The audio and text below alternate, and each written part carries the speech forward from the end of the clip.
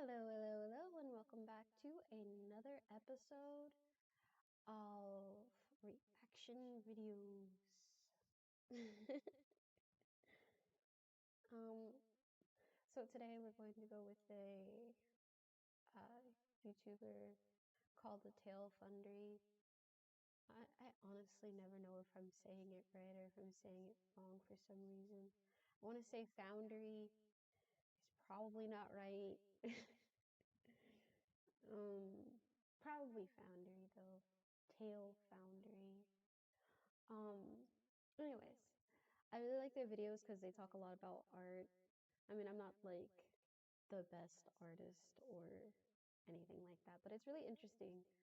And I thought today we could watch a video that I haven't seen yet, and hopefully that you like haven't seen yet, or if you have, just don't want to watch it by yourself.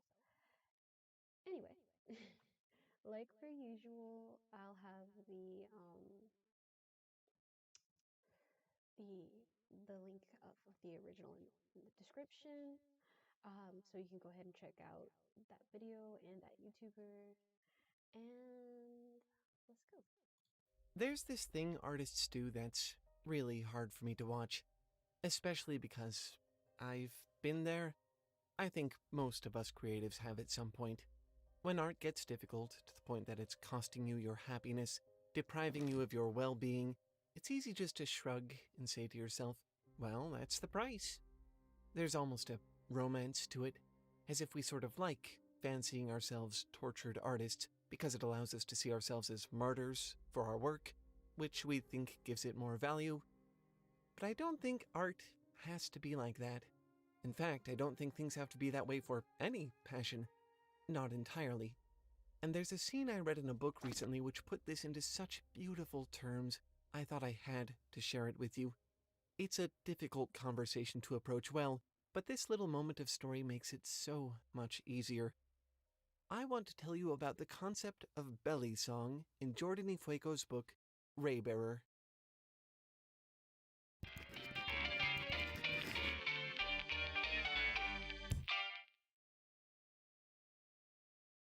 A big thanks to our friends at World Anvil for sponsoring this video.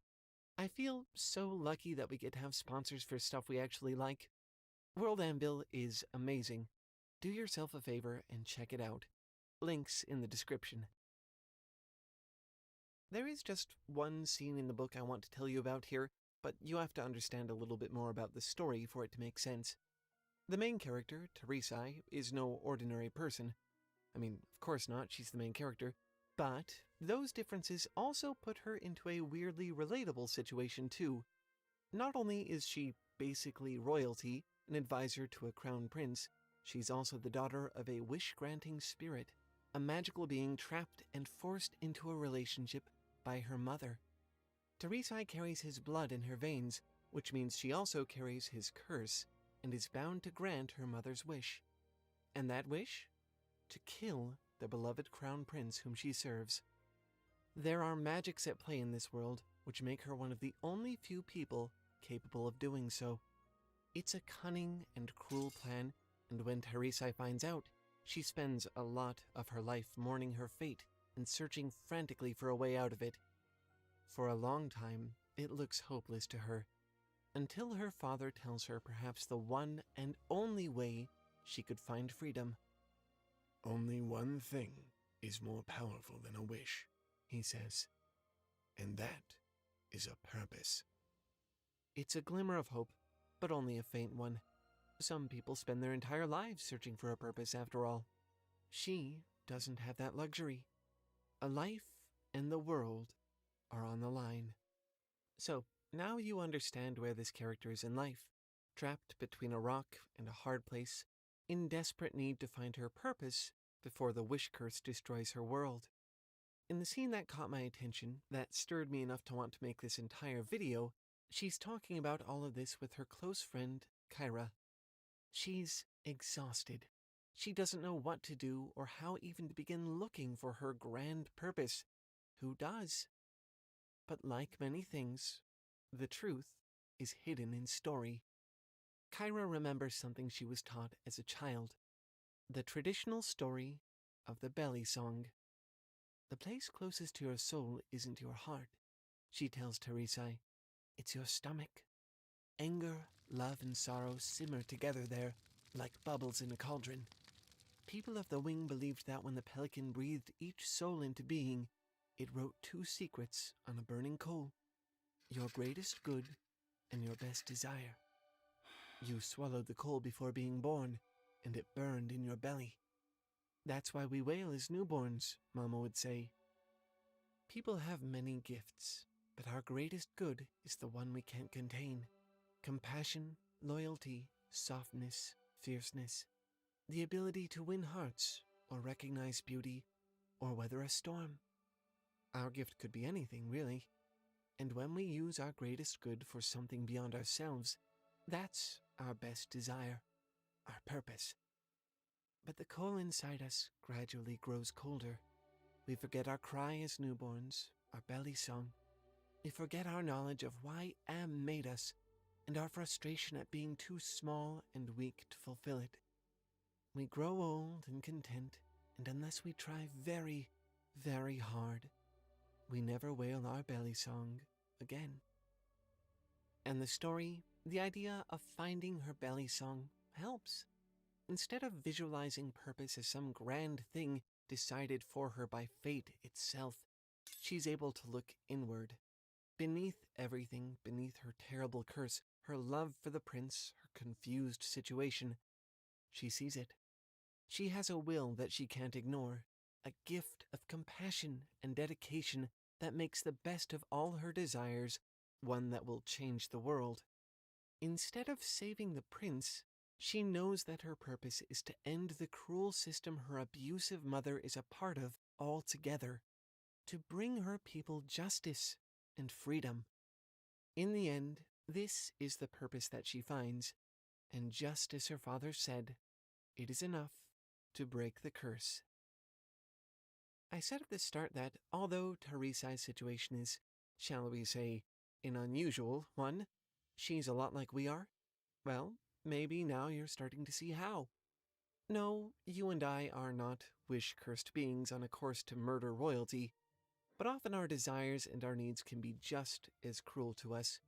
You get caught up in being comfortable or brilliant or famous or perfect or fulfilling the expectations others have of you, and you slip serenely into a life of resignation. It feels like fate. It feels like what you are destined for, and the best you can do is to treat it like a noble sacrifice. You become your own martyr. You become the tortured artist. It's a wish you make of yourself, and in so doing, a curse you cast upon yourself. But the story tells us that there's a way to defeat that, too. If you can only find your purpose, the curse can be broken, and you can be freed. Unfortunately, just like Teresai, that won't necessarily help you all on its own because what does it even mean to find purpose? You'll find different answers to that question in different places. This is a hotly discussed part of life, but I think when most people use the term purpose in this way, what they're talking about is a need. Not a need like food or shelter or society or pleasure, a need that identifies, one that climbs past all those more existential needs and touches your soul.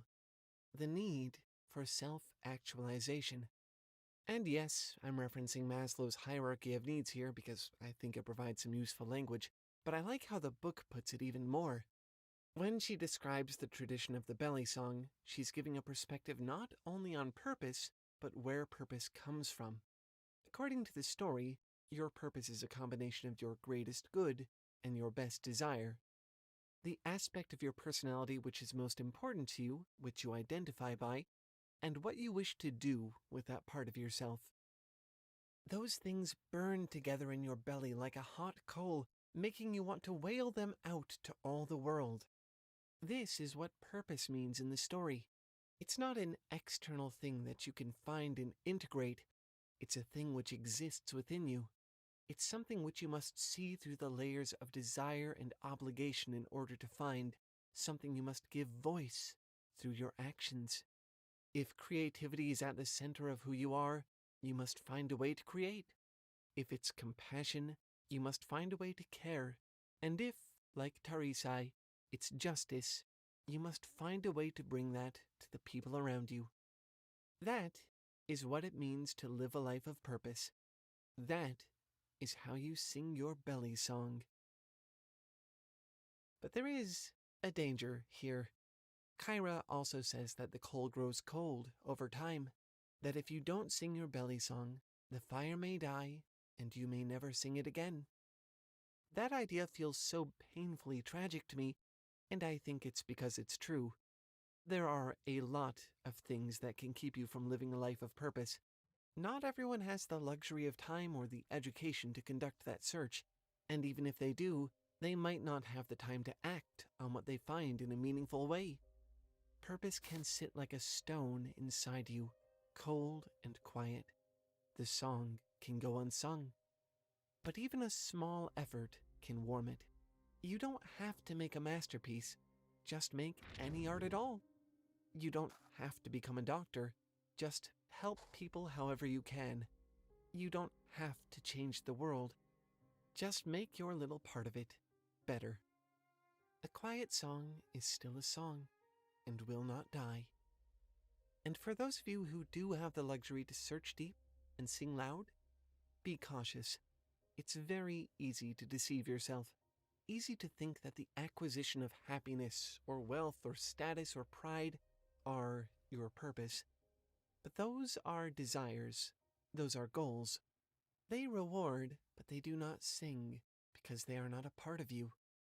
Trust me, 100,000 subscribers sort of became a purpose for a while, but when we got there, there was no song, no special warmth.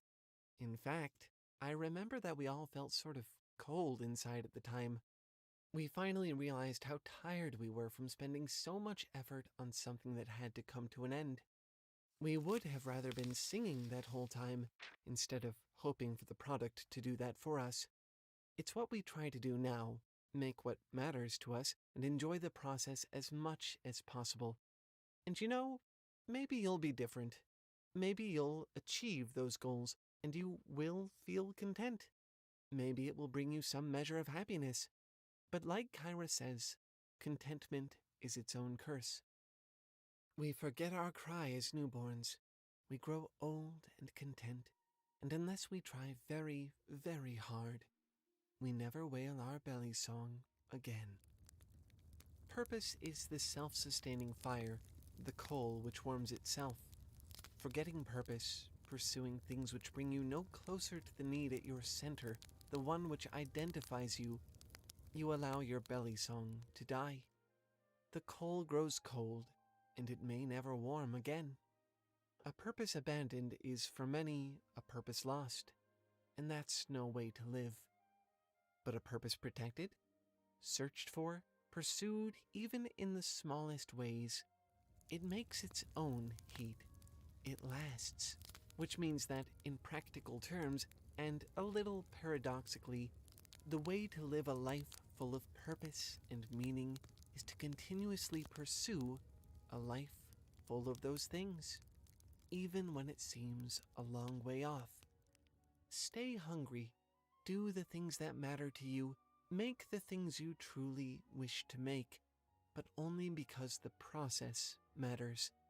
Contentment is the end, fulfillment is the constant beginning.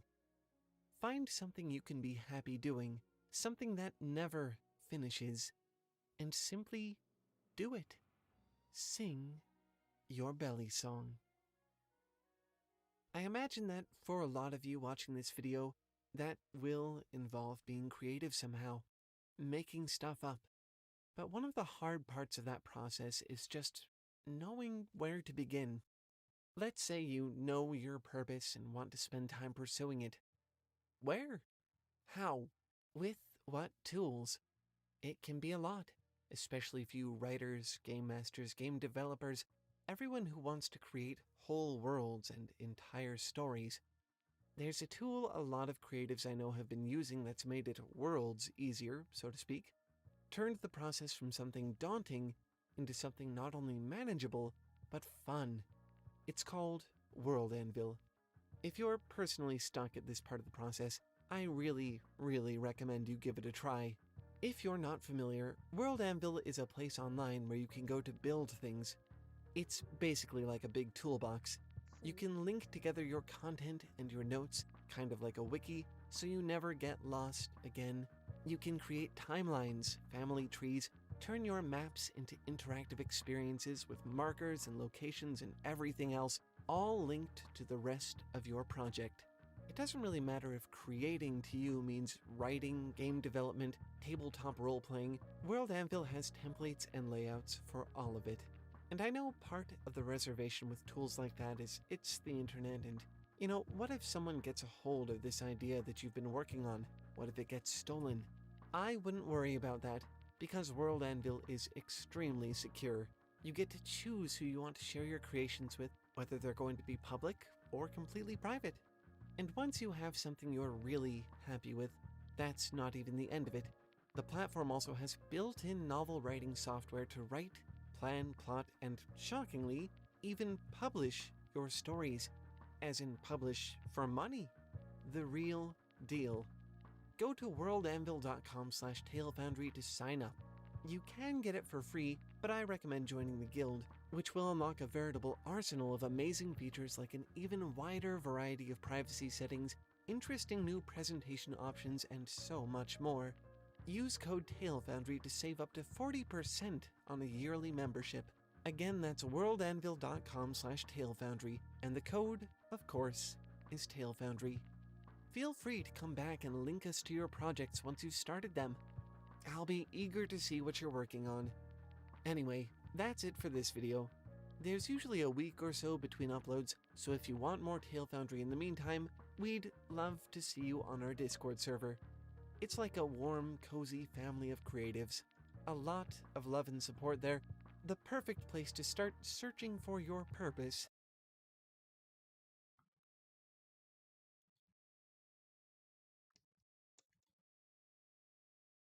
Mhm.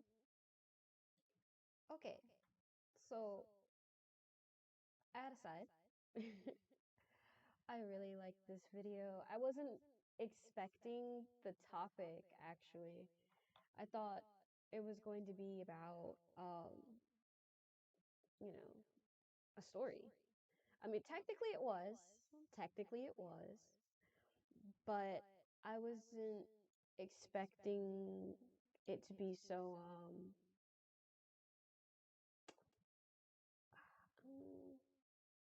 trying to find the right word. I guess deep. Like the depth of the topic, I wasn't expecting that, not one bit. But I do I do like the fact that it went through such lengths, and I do like the fact that it's such an important topic that I don't think anyone really talks about very well, not an average everyday thing to talk about. I mean, everyone talks about their dreams, um, what they want to do in the future, but no one really talks about their purpose. And I thought that was really interesting as a topic. And this video really gives you food for thought. And I just really enjoyed this video. I love the graphics, the storytelling, the Tale Fundery's voice as per usual. And I hope you did too. Um, I hope you also get to find your purpose one day. I myself now have to think about like what I really want as well. So let's all hope we meet our goals in the future. All right, guys. See you next video.